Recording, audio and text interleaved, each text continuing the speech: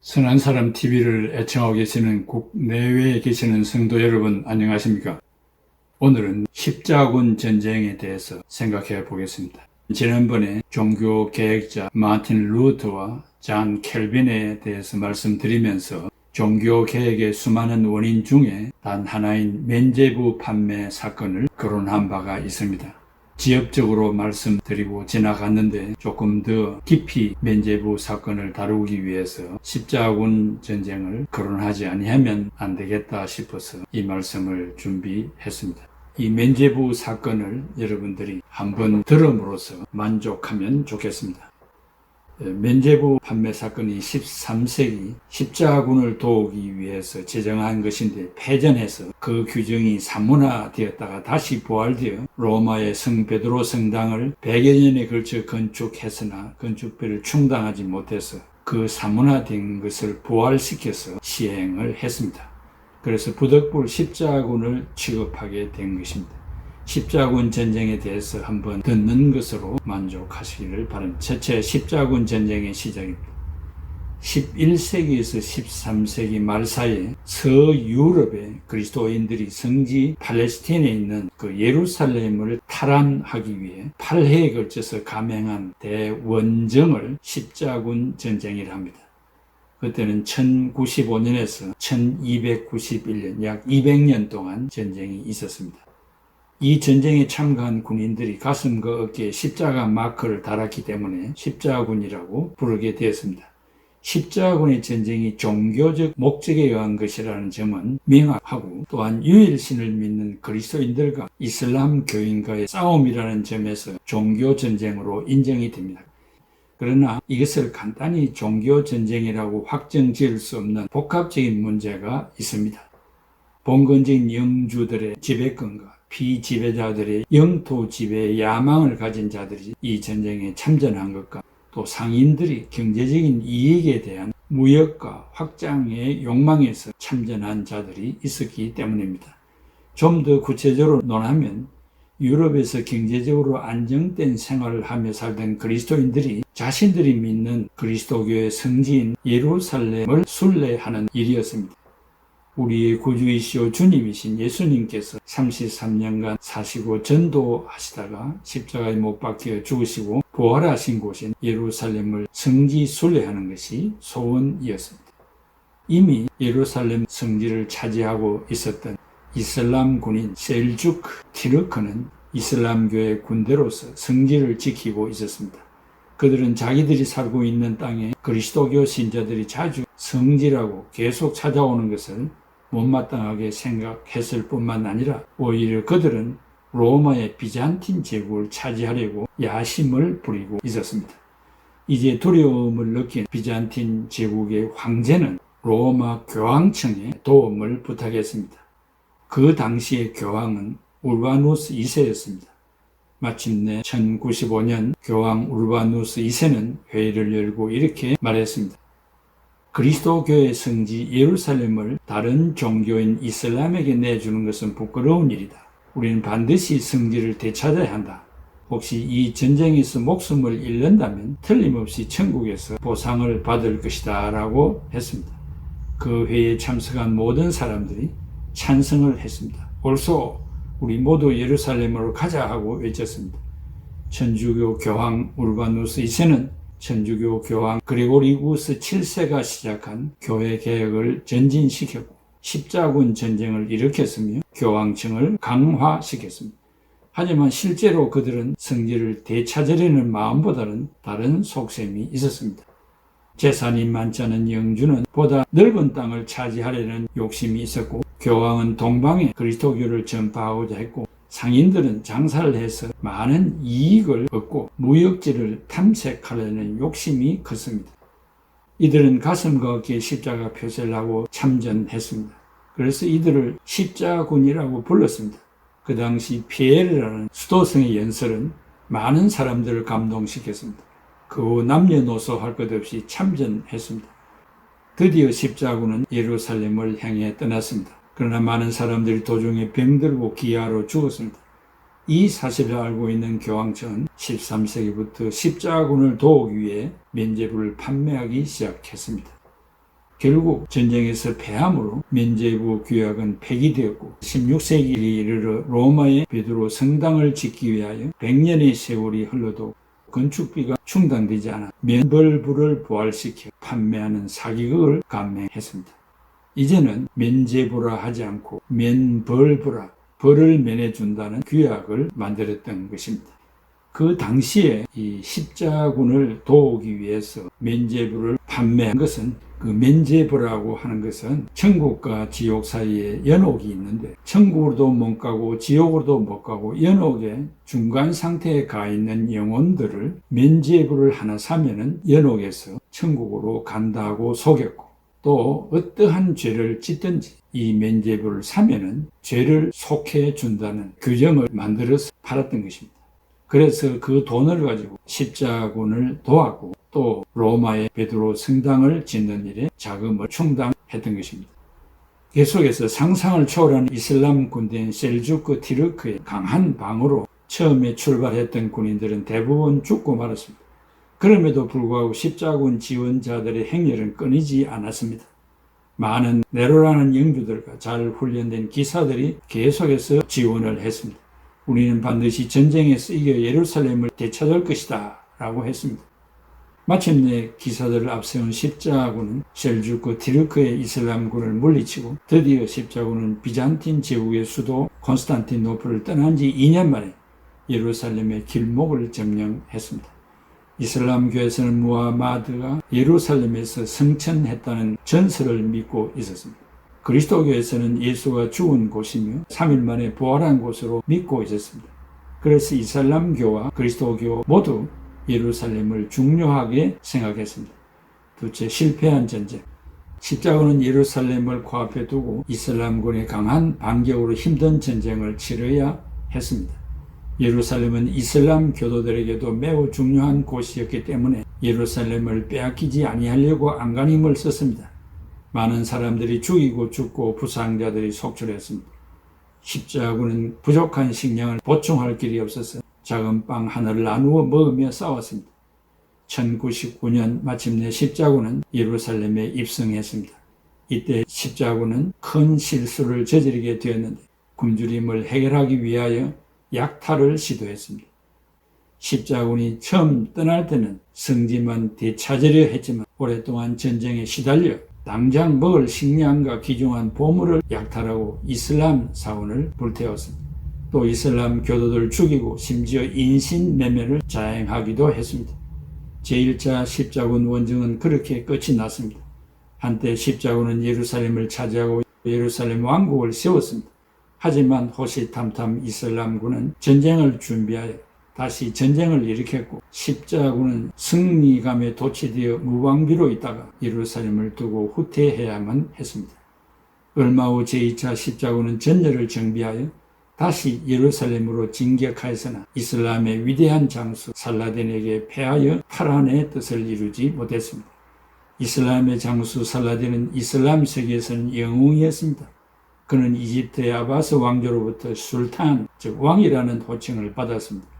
장수 살라딘은 1187년 이슬람군을 이끌고 십자군과 맞서 싸워 예루살렘을 되찾았습니다. 제3차 프리드리히, 즉 독일 황제는 붉은 수염이라는 뜻의 바르바로사라는 별명을 갖고 있었는데 제3차 십자군 전쟁에 참여하여 성지로 가는 길에 사망했습니다. 1189년에 독일의 황제인 프리드리히와 프랑스의 필리프 2세 그리고 영국의 리차드 1세까지 힘을 합쳐서 제3차 십자군을 일으켰으나 십자군은 프리드리히의 갑작스런 사망으로 우왕좌왕하게 되었고 끝내 예루살렘까지 이르지 못했습니다. 하는 수 없이 영국의 리차드 왕은 이슬람의 장수 살라딘에게 이렇게 말했습니다. 예루살렘이 당신의 땅임을 인정하겠소. 다만 우리가 성지 예루살렘에 자유롭게 갈 수 있도록 해주시오. 영국의 리차드 왕은 이슬람의 장수 살라딘과 협정을 맺고 돌아갔습니다. 그 이후로도 200년 동안 십자군 전쟁은 계속되었지만 예루살렘을 빼앗지 못했습니다. 오히려 십자군은 이탈리아의 베네치아 상인들의 꾀임에 넘어가 콘스탄티노플을 점령하고 금은 보화를 빼앗는 등 의의 없는 사건을 일으켰습니다. 이탈리아의 베네치아 상인들은 전쟁에 필요한 물자와 식량을 보급해 주는 일을 하였는데 십자군은 보급 비용을 지불하지 못하자 콘스탄티노플을 틀어서라도 갚으려고 했습니다.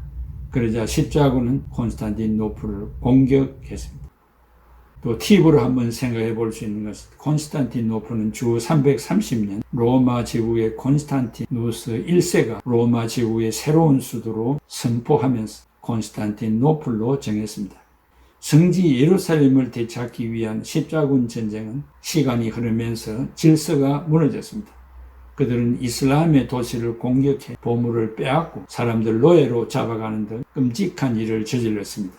십자군 전쟁이 실패로 끝나면서 다양한 목적이 있었지만 교황과 영주와 상인들이 힘을 잃고 말았습니다.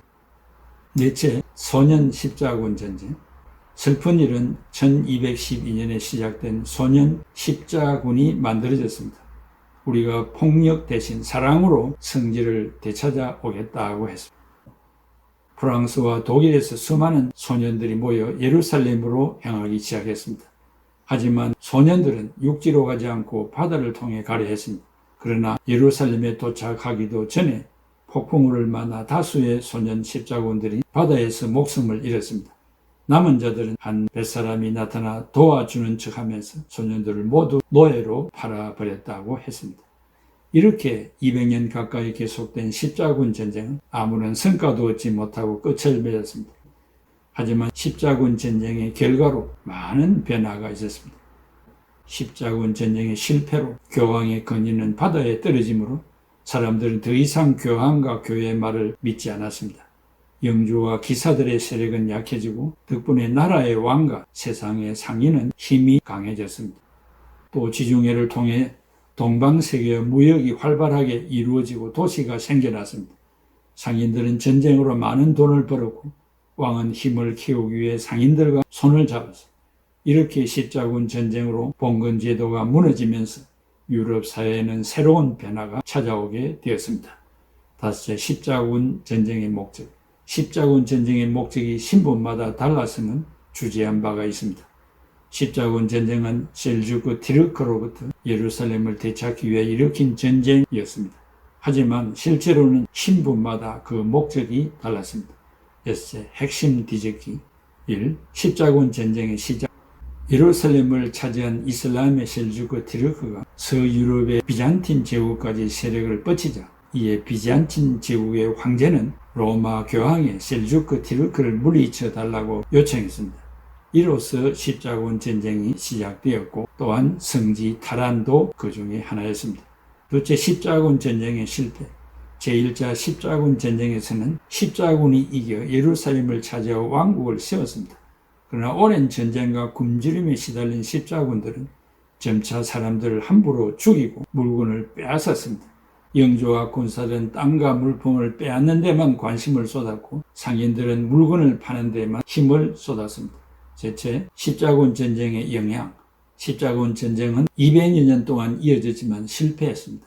이로 인해 봉건 제도가 무너지면서 유럽 사회에 많은 변화가 생겼습니다. 교황의 권위가 약해지고 왕의 힘이 강해졌습니다. 또 상업과 도시가 발달했습니다. 또 팁을 하나 생각할 수 있는 것은 처음에 십자군 전쟁을 일으킨 목적이 무엇입니까? 그 정답은 그리스도 교회의 성지인 예루살렘을 되찾기 위해서였고 또 위에서 조금 설명한 그대로 이슬람이 서유럽을 점령하기 위하여 호시탐탐 노렸기 때문에 이것을 막아달라고 황제가 교황에게 요청했다는 것을 주지한 바가 있습니다. 세월이 흘러 14에서 16세기에 접어들면서 르네상스 운동이 전개되었습니다. 그 당시 고교가 사회의 모범과 빗된 삶을 살지 못하였고 종교적 야욕과 개인의 치부에 매달려 십자군 전쟁을 일으켜 많은 사람이 죽었으며 교회 안에는 면죄부 판매로 종교개혁운동이 일어나게 되었습니다. 정치적으로 성지 탈환이라는 순수한 목적도 아니었고 야심이 가득 찬 음모를 숨기고 밖으로는 성지 탈환이라는 명목을 내걸고 교회가 이런 방법으로 전쟁을 일으켜 수많은 사람의 생명을 잃게 하여 패전한 것은 사필 기정이라 하겠습니다. 세상은 르네상스 운동이 전개되는데 이 운동의 중심은 신으로부터 인간 중심으로 이동하는 운동이었습니다. 그때만 해도 세상까지 교회가 중심이었고 교회의 지도를 받았는데 지도력을 상실함으로 교회가 외딴섬이 되고 말았습니다. 그 중에 르네상스 운동의 중심 인물인 에라스무스는 네덜란드의 인문학자로서 우신예찬, 모리아 예찬이라는 책을 출간하여 타락한 종교를 비판하였는데, 기억되는 것은 어려운 일은 베드로와 바울에게 맡기고 자신은 호화찬란한 일만 찾는다고 비판했습니다. 예수 그리스도의 정신을 본받지 않고 호화찬란한 생활만 했다고 비판하였습니다. 사랑하는 성도 여러분, 오늘 이 십자군 전쟁에 대한 개략적인 이야기를 간추리고 해서 말씀을 드렸습니다. 반복적으로 이야기한 바도 있습니다만은, 목적이 좋으면 방법도 좋아야 하고 방법이 좋으면 또 목적도 좋아야 하는 것입니다. 그래서 살아계신 하나님 앞에서 그 중심이 순수하지 못할 때 그 결과가 좋을 리가 만무한 것입니다. 우리의 살아가는 모든 생애, 교회 생활 중에서도 어떻게 하는 것이 하나님의 영광과 또 그 이름을 빛내는 일인가를 구체적으로 생각해야 됩니다. 교회에 분쟁이 있었을 때 갑과 을은 다 하나님의 영광과 교회를 위한 일이라고 말들은 하지만 그것을 세분하여 생각하지 아니하므로 많은 사람들로부터 비난을 받게 되고 그 결과가 좋지 아니하는 것을 우리가 보게 되는 것입니다. 사랑하는 성도 여러분, 구교회는 수단과 방법을 가리지 않고 성도들을 현혹하는 데 앞장섰습니다. 면죄부, 면벌부라는 것을 만들어 팔아서 그것을 가지고 십자군을 도우고 성전을 짓는 일에 도우는 그 일이 합당한 일이겠습니까? 그것이 하나님 앞에 영광이 되겠습니까? 유럽을 중심한 이러한 천주교회의 비행으로 인해서 위대한 종교개혁이 일어났습니다. 오늘 우리들은 그러한 신앙의 전통을 이어받았습니다. 한국 교회는 이런 일에 반복적인 일들은 없는지 우리 자신들을 돌아보는 좋은 기회가 되기를 바랍니다. 기도합시다. 아버지 하나님, 은혜와 사랑을 감사합니다. 십자군 전쟁이라는 200년 동안 일어난 이 전쟁사에 대해서 그 목적과 그들이 했던 방법들을 적나라하게 생각해 보면서 우리 자신을 되돌아보게 됩니다. 우리의 잘못을 다 용서해 주시고 또 목적이 좋으면 방법이 좋아요. 또 방법이 좋아야 목적이 성사된다는 이 사실을 명심하면서 매사에 하나님의 말씀을 기억하여 성령의 인도함을 받는 우리 모두가 되게 하여 주시옵소서. 예수님의 이름으로 기도하옵나이다. 아멘. 어젯밤에 잘 때 한 꿈을 꾸었네. 그 옛날 예루살렘 성의 곁에 섰더니 허다한 아이들이 그 묘한 소리로 주 찬미하는 소리 참 청아하도다. 전권과 전사들이 바다함과 같이 예루살렘 그 거룩한 성아 호산나 노래하자 호산나 부르자.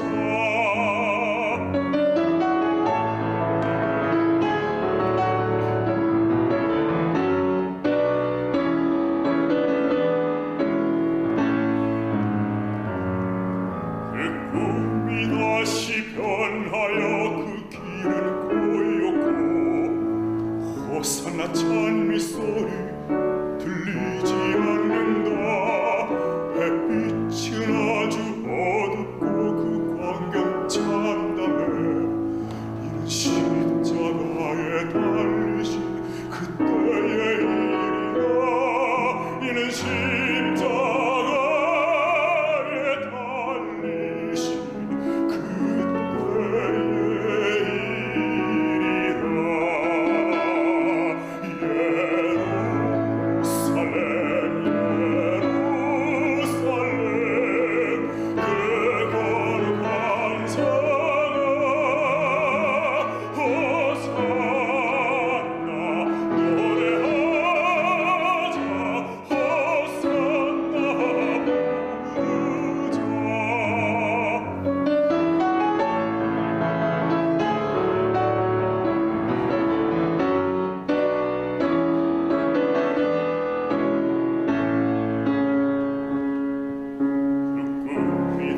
다시 변하여 이 세상 나가고 그 땅을